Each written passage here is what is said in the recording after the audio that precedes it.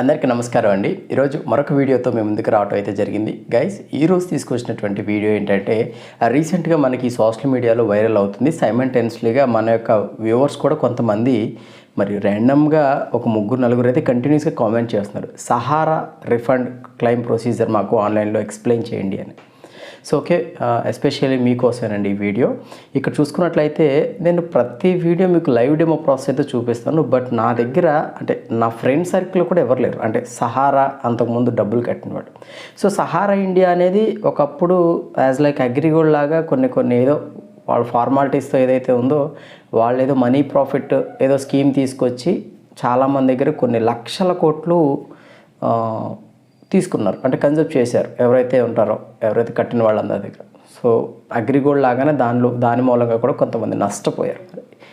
ఈ claim process ఏదైతే ఉందో మన సెంట్రల్ గవర్నమెంట్ నుంచి కొన్ని జీవోస్ అయితే పాస్ అయినాయి. సో ఎవరైతే నష్టపోయినటువంటి వాళ్ళు ఉన్నారో వాళ్ళందరూ కూడా క్లెయిమ్ చేసుకోవడానికి ఒక కొత్త వెబ్సైట్ అయితే రూపొందించడం జరిగింది. సో ఓకే, ఈ యొక్క వెబ్సైట్ అయితే అయిపోయింది.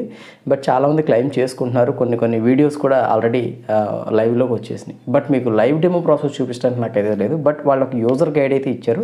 సో దానిలో ప్రొసీజర్ ప్రకారం అయితే నేను మీకు క్లియర్గా ఎక్స్ప్లెయిన్ చేయడం అయితే జరుగుతుంది వీడియోలో. If there is any possibilities మీలో ఎవరికైనా అప్లై చేయడానికి ఇబ్బందిగా ఉంటే నేను ఉచితంగానే మీకు చేసిస్తాను. మీ యొక్క కాంటాక్ట్ డీటెయిల్స్ కామెంట్ రూపంలో ఇస్తే ఓకే. సో ఇప్పుడు లైవ్ డెమో ప్రాసెస్ చూపించేస్తాను, ఒకసారి చూడండి. మీకు కూడా ఒక అవగాహన వస్తుంది, అట్లీస్ట్ 50%. ఓకే, ఇప్పుడు మీరు చూస్తున్నారు లైవ్ డెమో ప్రాసెస్ అండి. సో బేసికల్లీ మీరు డైరెక్ట్గా CCRS అని కొడితే రాదు. సో దానికన్నా డైరెక్ట్గా మనం ఏం చేద్దామంటే సహారా రిఫండ్ అని చెప్పేసి టైప్ చేద్దాం. ఓకే, సో వచ్చేసినట్లయితే ఇక్కడ కింద మీరు చూసుకున్నట్లయితే కొంచెం central registration of cooperative society. Okay, so ఇక్కడ మనం ఈ యొక్క ఆన్లైన్ ప్రొసీజర్కి అప్లై చేయడానికి కావాల్సిన రిక్వైర్మెంట్ డాక్యుమెంట్స్ ఆల్రెడీ మీకు చెప్తాను, ఒకసారి చూడండి. సో ఇది యూజర్ ఇంటర్ఫేస్ ఈ విధంగా ఉంటుంది. సో ఇక్కడ డిపాజిట్ రిజిస్ట్రేషన్ దగ్గర మీ యొక్క ఆధార్ 4 డిజిట్స్ ఏదైతే ఉంటుందో లాస్ట్ 4 డిజిట్స్ ఇచ్చేసి ఆధార్కి మొబైల్ నెంబర్ ఖచ్చితంగా లింక్ అయి ఉండాలి. సో ఇక్కడ లింక్ అయిన తర్వాత ప్రొసీజర్ మీకు చూడండి. ఇక్కడ చూసినట్లయితే MOC refund.crcs. ఓకే, సో ఇక్కడ చూసుకున్నట్లయితే మనం first of all depositor registration click చేయగానే మనకి ఆధార్ యొక్క 4 డిజిట్ నెంబర్లు అడుగుతుంది లాస్ట్. ఆ తర్వాత మన యొక్క ఆధార్కి రిజిస్టర్ అయినటువంటి మొబైల్ నెంబర్ ఇవ్వాలి. ఓకే, సో అలా లేనటువంటి వాళ్ళు ఉంటే మాత్రం అది కష్టమే. సో నెక్స్ట్ మనం ఒక మొబైల్ నెంబర్ ఇవ్వగానే OTP జనరేట్ చేయమంటుంది. సో OTP జనరేట్ చేసిన తర్వాత మనకు ఒక OTP వస్తుంది. OTPతో సబ్మిట్ చేయగానే అక్కడికి రిజిస్ట్రేషన్ కంప్లీట్ అవుతుంది. దెన్ ఆఫ్టర్ లాగిన్ దగ్గర క్లిక్ చేస్తే ఎప్పుడైతే రిజిస్ట్రేషన్లో మీరు ఏమేమి ఇస్తారో ఆధార్ యొక్క last 4 digits and mobile number ఆ డీటెయిల్స్ ఇచ్చేసి మళ్ళీ OTP జనరేట్ అవుతుంది. సో ఈ విధంగా మనకి డిస్ప్లే అవుతుంది. సో వాళ్ళు ఏదో టర్మ్స్ అండ్ కండిషన్స్ ఇస్తారు, జస్ట్ చెక్ బాక్స్ మీద టిక్ మార్క్ పెట్టి ఫార్వర్డ్ చేయటమే. అండ్ నెక్స్ట్ వచ్చేసినట్లయితే ఇక్కడ మీరు మీ యొక్క ఆధార్ నెంబర్ని ఇవ్వాలి. అదేవిధంగా ఒక OTP జనరేట్ అవుతుంది. ఆ OTP ఇచ్చేసిన తర్వాత మన యొక్క డీటెయిల్స్ ఏవైతే ఉంటుందో ఆధార్లో ఉన్నటువంటి డేటా ఆటోమేటికల్లీ ఫెచ్ అవుతుంది. ఇక్కడ డీటెయిల్స్ ఫెచ్ అయిన తర్వాత డిపాజిటర్ డీటెయిల్స్ ఏదైతే ఉన్నాయో డీటెయిల్స్ అన్ని ఒకసారి చెక్ చేసుకోండి. సైమల్టేనియస్గా ఈమెయిల్ ID కూడా ఖచ్చితంగా ఇవ్వండి. ఇచ్చేసిన తర్వాత మనకి డిపాజిటర్ డీటెయిల్స్ అయితే స్క్రీన్ మీద స్టార్ట్ అవుతాయి, అంటే ఏమేమి ఇవ్వాలనే డిపాజిటర్ డీటెయిల్స్.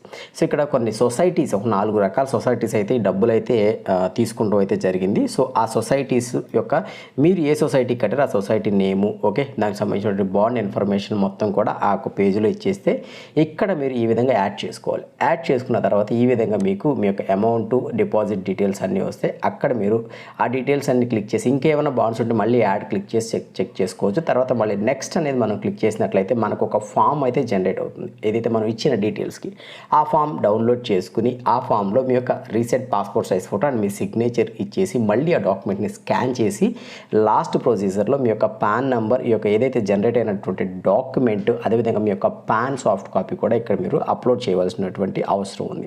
ఆ తర్వాత నెక్స్ట్ అనేది మనం సబ్మిట్ చేసినట్లయితే మనకి ఇక్కడ ఒక చూసినట్లయితే ఒక ఎక్నాలజ్మెంట్ నెంబర్ జనరేట్ అవుతుంది. నెక్స్ట్ 45 డేస్లో మీ యొక్క ప్రాసెస్ ఏదైతే ఉంటుందో రిఫండ్ పాలసీస్ అనేవి మేము ప్రాసెస్ చేస్తామని చెప్పేసి వీళ్ళు అయితే మనకు చెప్పడం జరిగింది. సో ఇది అండి online procedure. So sorry for inconvenience, నేను ఒక డెమో అయితే ఇవ్వలేకపోయాను. లైవ్ డెమో ప్రాసెస్ అయితే చూశారు కదండి, ఎలా ఉంది. ఓకే, మీకు జస్ట్ యూజర్ గైడ్ అంటే గవర్నమెంట్ వాళ్ళు ఇష్యూ చేసినటువంటి పీపీటీ ఏదైతే ఉందో పీడిఎఫ్ డాక్యుమెంట్ మాత్రం నేను మీకు ఎక్స్ప్లెయిన్ చేయడం అయితే జరిగింది. So sorry for inconvenience. చాలామంది అడుగుతున్నారు కాబట్టి వాళ్ళ కోసం అట్లీస్ట్ కొంతలో కొంత నాలెడ్జ్ వాళ్ళకి పెంపొందించిన వాళ్ళు అవుతామని చెప్పేసి ఈ వీడియో అండి. ఓకే, ఎనీహౌ మీ అందరికీ కూడా అర్థమైనట్లయితే మా ఛానల్కి ఫస్ట్ విజిట్ అయితే తప్పకుండా సబ్స్క్రైబ్ అవ్వండి. కుదిరితే లైక్ చేయండి, నచ్చితే షేర్ చేయండి. మీకు ఉపయోగపడిందంటేనే మీ దోస్తుగాళ్ళు కూడా ఉపయోగపడాలంటేనే షేర్ చేయండి. ఓకే, థ్యాంక్ యూ అండి. Thank you very much.